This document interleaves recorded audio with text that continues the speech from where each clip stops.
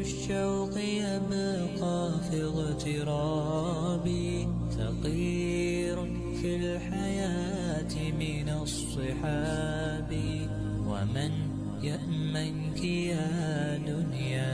Kita akan memasuki materi inti orang-orang yang ditolak nanti pada hari kiamat amalnya.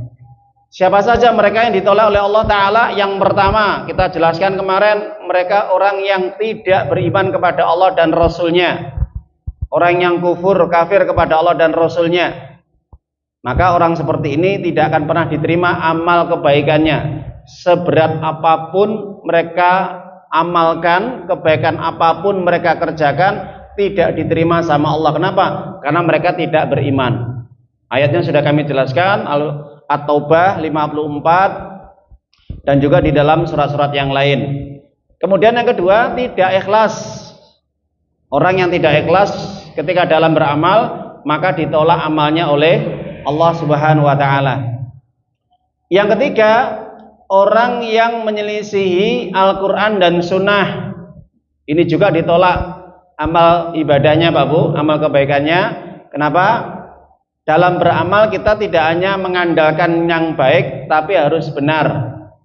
Benar sesuai dengan kitabullah Al-Quran dan hadis Nabi Muhammad SAW yang sahih, bukan yang palsu, ya, bukan yang lemah. Jadi dalam kita beramal harus kita cocokkan sesuai standar Al-Quran dan Sunnah atau ijma para ulama salafus saleh atau salaful ummah. Itu kalau kita beramal, ada nggak petunjuknya, ada nggak contohnya, ada nggak perintahnya? Itu nggih dalam kita beramal. Kalau ada kita amalkan, kalau tidak ada sebaiknya kita tunda, tidak kita kerjakan, itu lebih aman. Karena Nabi sendiri mengatakan, man amila amalan laisa alai amruna fawa raddun. Siapapun orang beramal yang tidak sesuai dengan petunjukku, kata Nabi, contohku, maka amal tersebut ditolak sama Allah sia-sia. Hadis Imam Muslim dari Ibunda Aisyah radhiyallahu anha. Itu.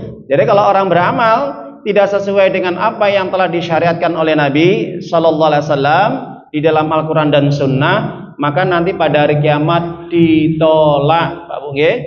Makanya cukuplah kita dengan menjalankan apa yang sudah dicontohkan oleh Nabi. Makanya Nabi katakan apa? Allah katakan di dalam Al-Quran, wa ma atakumur rasul fahudu wa ma nahakum anhu fantahu. Surat apa Pak Bu? Surat Al-Hasr ayat 7, surat 59. Itu.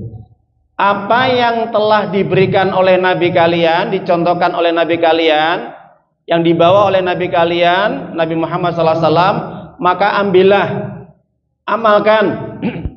Artinya sesuai dengan standar hadis yang sahih, Pak Bu ya, yang sudah diteliti oleh para ulama hadis. Sebaliknya, yang tidak pernah dicontohkan, apapun yang dilarang oleh Nabi, yang tidak diperbolehkan, jangan kamu amalkan, jangan kamu kerjakan sia-sia, Pak Bu. Ya, kalau ada sunnah Nabi, perintah, anjuran dari Nabi, kerjakan, Pak Bu. Ada contohnya, kerjakan. Selama itu hadisnya sahih. Tapi kalau itu nggak ada, ya nanti dulu. Ini menyelisih tidak? Artinya yang tidak dicontohkan itu kalau itu nanti menyelisihi, ya, menyelisihi petunjuk Al-Quran dan Sunnah, jangan usah kita kerjakan. Kenapa? Karena kalau kita kerjakan, nanti kita dianggap orang yang paling mengerti daripada Nabi. Ingat loh nggih. Amalan kalau kita kerjakan, kalau tidak ada petunjuknya, sunnah-sunnahnya, syariatnya, kita seakan merasa sok paling ngerti daripada Nabi. Kalau amal itu kita kerjakan, ya. Yang ketiga, yang keempat, amal yang ditolak oleh Allah yaitu apabila kalau di dalam dirinya ada sifat riya, pamer. Apa Pak Bu? Pamer. Makanya hati-hati kalau kita beramal jangan suka pamer. Orang kalau suka pamer itu nanti amalannya dihapus sama Allah. Pada hari kiamat tidak akan diterima sama Allah Subhanahu wa taala. Makanya kalau kita baca surat Al-Maun surat 107 ayat yang keempat dan ketujuh. 4 sampai 7 Pak ya, maaf, 4 dan 7. 4 sampai 7 ayat yang terakhir Allah katakan fawailul lil musallin alladzina hum an sholatihim sahun alladzina hum yuraun wa yamnaunal maun. Celaka orang yang sholat. Kok bisa orang sholat kok celaka Pak Bu? Kenapa? Satu, lalai dari sholatnya, kadang-kadang mengulur-ngulur waktu sholat sampai habis. Ini celaka sholatnya Pak Bu. Tadi nggih. Jadi orang-orang yang suka mengulur-ngulur waktu sholat, maka celaka sholatnya. Yang kedua, orang yang sholatnya pamer riya, supaya diperhatikan orang, dilihat orang. Kalau banyak orang sholatnya lama, sholatnya disuwi-suwi, didawakne, dipanjangkan. Tapi kalau sholat sendirian, sholatnya cepat, ya. Seperti apa? Burung yang mematuk makanan. Sajane sholat, contohnya dia jadi imam. Ketika jamaahnya sedikit, wah, cepat. Tapi kalau jamaahnya banyak, wah, diperpanjangkan sholatnya. Kenapa? Wah, banyak jamaah ini, mumpung suaraku bagus. Ini sudah Pak, pamer, hati-hati. Nah, ini riya Pak Bu. Begitu juga sedekah, begitu juga dengan baca Quran dan juga amal-amal yang lain. Kalau tujuannya pamer agar dilihat orang lain, agar dipuji, disanjung, diperhatikan, maka jelas ini ditolak sama Allah. Ya, makanya sampai Allah katakan di dalam surat Al-Baqarah 264. Ini sama sebagaimana orang yang riya atau pamer. Ya ayyuhalladzina amanu la tubtilu shadaqatikum bil manni wal adha. Alladzi yunfiqu malahu ria'an nas, ya. Wala yu'min billahi wal yaumil akhir. Apa kata Allah? Hei orang-orang beriman, jangan kamu merusak sedekah-sedekahmu, pahala-pahala sedekahmu dengan cara mengungkit-ungkit pemberianmu. Ya, apa mungkit-ungkit Pak? Ngundat-ngundat lek ngarani wong Jawa. Ya, ora kelingan to. Dhisik kowe tak bantu, dhisik tak anu-anu lah.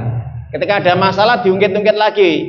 Ya, pemberiannya tadi. Ya, ini sudah rusak itu, sudah sedekahnya rusak itu.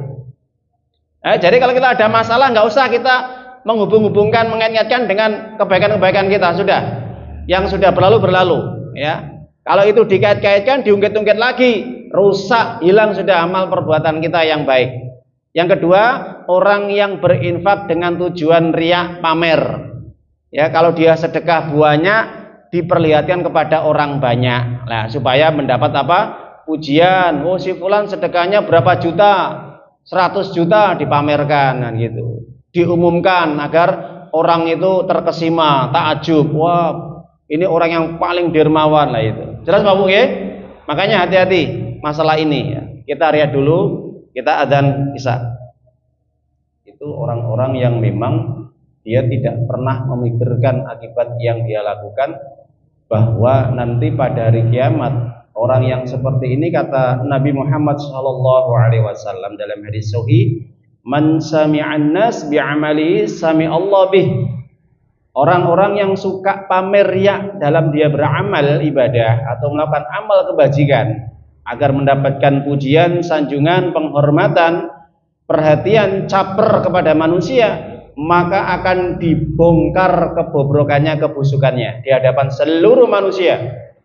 Jadi orang-orang yang pamer, orang yang riya dalam ibadah atau amal kebajikannya, nanti pada hari kiamat sama Allah akan dibuka keburukan-keburukannya di hadapan manusia. Ngeri Pak Bu, ngeri banget nih ya. Naudzubillah min dzalik. Kita berlindung kepada Allah Taala dari sifat riya atau pamer. Dan ada saudara riya apa Pak Bu? Ujub, bangga diri, kagum dengan kelebihan dirinya. Ya, orang-orang yang ujub ini biasanya orang-orang yang selalu dia menceritakan kelebihan-kelebihannya di hadapan orang lain dengan tujuan nanti orang lain akan memberikan sanjungan juga. Jadi ini masih ada saudara dengan riya ya. Jadi ujub dengan riya ini hampir ada kesamaan meskipun caranya beda. Ya, dia kagum, bangga dengan prestasinya, bangga dengan ilmunya, bangga dengan kecerdasannya, bangga dengan kesuksesannya, bangga dengan kekayaannya, dan juga kehebatan yang dia miliki. Ya, misalkan dia bangga dengan badannya yang six-pack, gede, ya, metekel, kemudian diupload di dunia media sosial. Bangga dengan kegantengannya, ketampanannya, kecantikannya, diupload di media sosial biar orang memberikan pujian, ya toh. Bangga dengan kesuksesan hartanya, melimpah ruah, hasil dari kerja kerasnya dia diupload di media sosial supaya orang memberikan pujian, dan masih banyak lagi, bangga dia terus seperti itu. Maka para jamaah Bapak Ibu, ini yang menghancurkan dirinya nanti pada hari kiamat. Bahkan juga di dunia bisa hancur ya. Nah itu. Makanya banyak orang-orang yang biasanya bangga dengan apa yang dia miliki, kadang-kadang orang seperti ini akan dihinakan oleh Allah, baik di dunia maupun di akhirat. Nah, bahkan sampai Nabi mengatakan salasun muhlikat, 3 sesuatu yang menghancurkan hidupnya. 1, sukhun muta', perilaku kikir atau sifat kikir yang dituruti. Wahawan mutaba', dan hawa nafsu yang selalu disanjung. Dan juga ijabul mar'i binafsihi, sifat bangga diri atau ujub terhadap dirinya sendiri. Nah, ini 3 perkara yang menghancurkan dalam kehidupannya di dalam hadis Imam Tabrani. Para jamaah Bapak Ibu yang dimulakan oleh Allah, sifat riya ini akan melahirkan sifat kesombongan dalam dirinya. Kenapa? Orang yang tidak sesuai dengan apa yang dilakukannya, ujung-ujungnya akan merendahkan orang lain. Iki loh aku yang paling berilmu, yang paling hebat, yang paling pinter.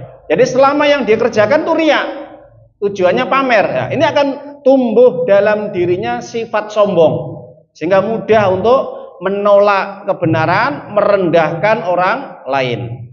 Ujub akan menumbuhkan dirinya apa? Sifat hilangnya rasa tawaduk, merendah diri di hadapan manusia. Orang kalau ujub Pak, bangga, itu nggak ada sifat rendah diri itu Pak Bu.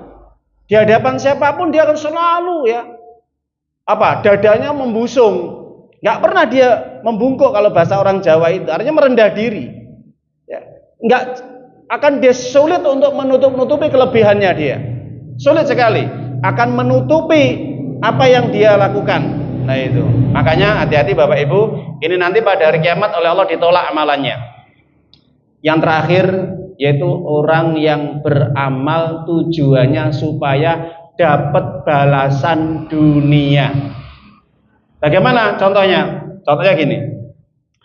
Orang sholat tahajud, sergap tahajud, tujuannya supaya dagangannya laris. Jelas? Orang berpuasa, tujuan puasa apa? Supaya badannya langsing. Jelas Bapak Ibu? Ya.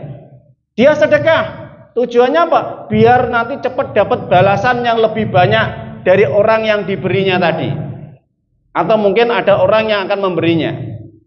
Dan setiap amalan-amalan kebaikan yang dia lakukan, kalau ada dalam benak pikirannya, dalam hatinya ingin mencari dunia, apa kata Allah? Dikasih balasan dunia, Pak. Hati-hati nggih. Lah terus tujuannya apa Ustadz kalau kita sholat tahajud? Ya kalau kita sholat tahajud tujuannya 1, supaya derajat kita diangkat sama Allah nanti pada hari kiamat, surga yang paling tertinggi. Juga dapat pahala yang besar. Sedekah untuk memadamkan murkanya Allah, supaya juga agar Allah melipat gandakan pahala kita, ridha Allah. Puasa ya gitu, supaya dijauhkan dari api neraka yang jaraknya 70 tahun. Jadi ibadah yang kita kerjakan Bapak Ibu, jangan sampai ada sedikit pun niat untuk supaya dapat balasan dunia. Allah nggak butuh. Allah tidak butuh. Perhatikan 2 ayat ini. Ini 2 ayat yang paling ditakuti oleh para sahabat Nabi Pak Bu, dan juga para ulama. Surat apa itu Pak Bu? Nanti di rumah dibuka surat Hud surat 11 ayat 15 dan 16. Apa kata Allah? Man kana yuridul hayatad dunya wa zinataha wa fi ilaihim a'maluhum fiha wa hum fiha la yubkhasun. Orang yang hidupnya tujuannya untuk mencari kehidupan dunia, dan juga keuntungan perhiasan yang ada di dalamnya akan kami balas dengan sesempurna mungkin, sebanyak-banyak balasan. Di dunia Pak Bu, kalau tujuannya untuk cari dunia, dikasih sama Allah Pak. Makanya kalau ada orang sholat, puasa, sedekah, kok niatnya cari keuntungan dunia, sama Allah dikasih. Ya hati-hati Pak Bu, jangan sampai salah niat loh nggih. Kalau salah niat, wah hancur sudah deh, amal kita. Betul, nggak ada manfaatnya, nanti kita rugi. Sanakan kita membawa pahala yang besar, amal yang banyak, tapi ternyata kosong, nol di hadapan Allah. Ulaika laisa lahum fil akhirati ilanar. Orang seperti ini kata Allah tidak akan mendapatkan sedikit pun pahala di sisi Allah. Bahkan sebaliknya mendapatkan apa? Neraka. Wa habita ma sanau fiha wa batilu ma kanu ya'malun. Apa yang dikerjakan, yang diusahakan hancur, mumur, hilang, tidak tersisa sedikit pun. Dan itu sia-sia Pak Bu. Nggih? Ini sekali lagi apa yang disampaikan oleh Allah kepada kita mudah-mudahan menjadikan apa? Pengingat kepada kita. Jangan sampai kalau kita beramal ibadah ya ada niatan untuk mencari keuntungan dunia. Kalau kita sholat ya sudah, itu sholat tujuannya kita perintah Allah supaya diangkat derajatnya, kita masuk surga. Puasa, zakat, haji dan juga sedekah membaca Quran, niat kita masuk surga dapat ridho Allah. Titik. Jangan diambil-ambil dunia. Orang nggak ibadah Pak Bu, nggih. Kalau sudah ditakdirkan dunianya dapat dia. Meskipun orang nggak tahajud, dia dodol laris Pak. Banyak itu orang di luar sana itu. Dia nggak tahajud, dia nggak pernah puasa, apalagi sholat 5 waktu. Kenapa dagangan laris? Ya memang rezekinya sudah diatur sama Allah. Hari itu laris dagangannya. Jadi nggak ada sangkut pautnya dengan tahajud, dengan puasa, dengan sedekah. Kita sedekah hari ini atau tidak, kalau sudah dapat rezeki hari ini, ya dikasih sama Allah. Jelas Bapak Ibu? Ini pentingnya matematika rezeki Pak Bu. Okay? Jadi jangan dihubungkan dengan amal akhirat loh. Okay? Kalau sampai dicampur adukan amal akhirat dengan amal dunia, sudah. Wahabita ma sanau fi watilu makanu ya'malun, sia-sia, hilang semua yang kita kerjakan. Gak ada manfaatnya di sisi Allah Subhanahu wa taala. Semoga bermanfaat kajian malam hari ini untuk menuntaskan, menyelesaikan kajian kita dengan judul amal-amal yang ditolak oleh Allah nanti pada hari kiamat. Semoga kita berharap meminta perlindungan kepada Allah, semoga tidak ada satupun amal yang ditolak oleh Allah, dan kita memohon supaya amal ibadah kita betul-betul diterima oleh Allah dan kita semuanya dimasukkan ke dalam surganya Allah. Amin ya rabbal alamin. Wabillahi mengatakan atur kaula. Kita akhiri dengan bacaan hamdalah. Alhamdulillahirabbil alamin. Subhanaka Allahumma wa bihamdika asyhadu an la ilaha illa anta astaghfiruka wa atubu ilaik. Assalamualaikum warahmatullahi wabarakatuh.